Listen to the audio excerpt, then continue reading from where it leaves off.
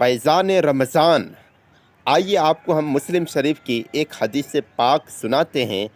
اللہ کے آخری نبی صلی اللہ تعالیٰ علیہ وآلہ وسلم نے ارشاد فرمایا، آدمی کے ہر نیک کام کا بدلہ 10 سے 700 گنا تک دیا جاتا ہے۔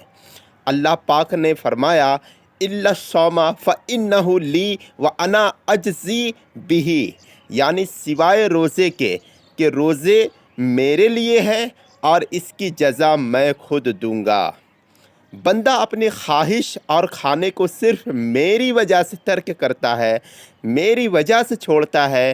روزہ دار کے لیے 2 خوشیاں ہیں، ایک افطار کے وقت اور ایک اپنے رب سے ملاقات کے وقت۔